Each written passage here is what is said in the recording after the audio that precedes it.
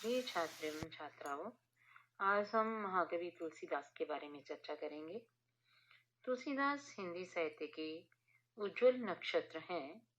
हिंदी के सर्वश्रेष्ठ कवि हैं, परंतु अन्य मध्ययुगीन कवियों की तरह उनका जीवन वृत्त भी प्रामाणिक रूप से अभी तक प्राप्त नहीं हो सका है।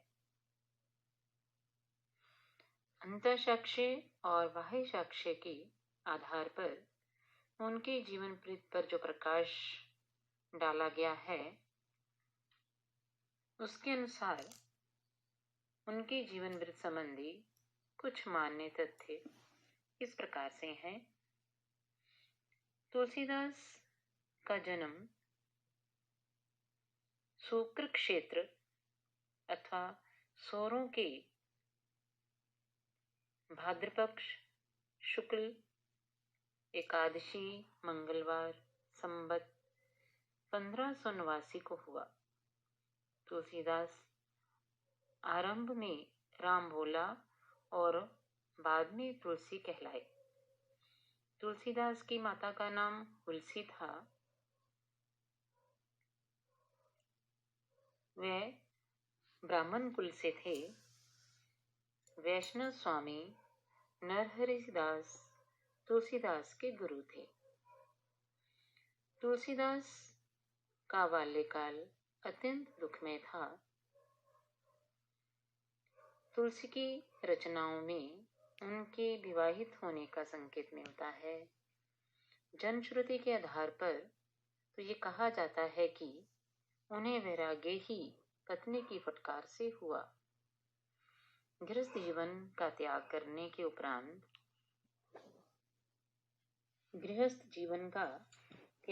के उपरांत तुलसी ने अपना अधिकतर जीवन देश पर्यटन में व्यतीत किया। काशी तथा चित्रकूट प्रदेश उन्हें विशेष प्रिय थे। अयोध्या में उन्होंने रामचरितमानस की रचना की थी।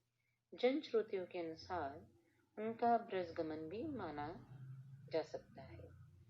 तुलसी को अपने जीवन में जिन मित्रों से विशेष स्नेह प्राप्त हुआ था, उनमें गंगाराम, रहीम, टोडर और मानसिंह प्रसिद्ध है। महाकवि तुलसीदास का निधन श्रवण कृष्ण तृतीय शनिवार संवत 1680 को स्वीकार किया जाता है। महाकवि तुलसीदास के विषय में आचार्य हजारी प्रसाद द्विवेदी कहते हैं, तुलसीदास का महत्व बताने के लिए विद्वानों ने अनेक प्रकार की तुलना मूलक उक्तियों का सहारा लिया है।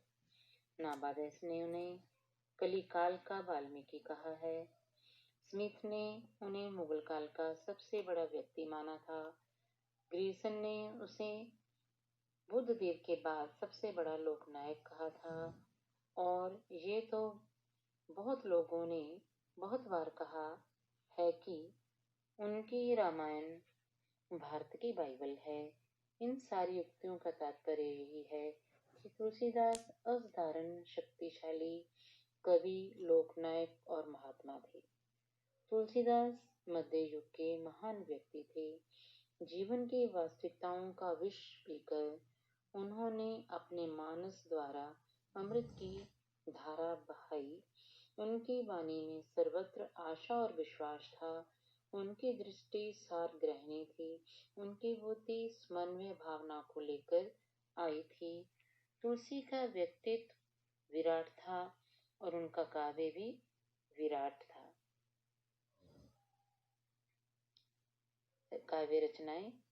काव्य रूप की दृष्टि से तुलसी रचित प्रामाणिक रचनाओं को 3 भागों में बांटा जा सकता है।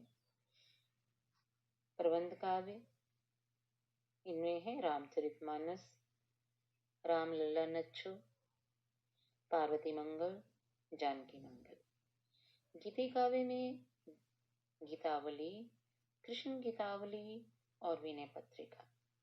मुक्त काव्य में वैराग्य संदीपनी, भरवे रामायण, रामाज्ञा प्रश्न, दोहावली, कवितावली, हनुमान वाह। तुलसीदास की रचनाओं के संक्षिप्त परिचय के उपरांत हम ये कह सकते हैं कि तुलसीदास का अपने युग की सभी काव्य शैलियों पर अधिकार था। उन्होंने सभी साहित्यिक शैलियों में सफलतापूर्वक काव्य रचना की है। आचार्य हजारी प्रसाद द्विवेदी ने तुलसी के 10 काव्य रूपों की गणना की है।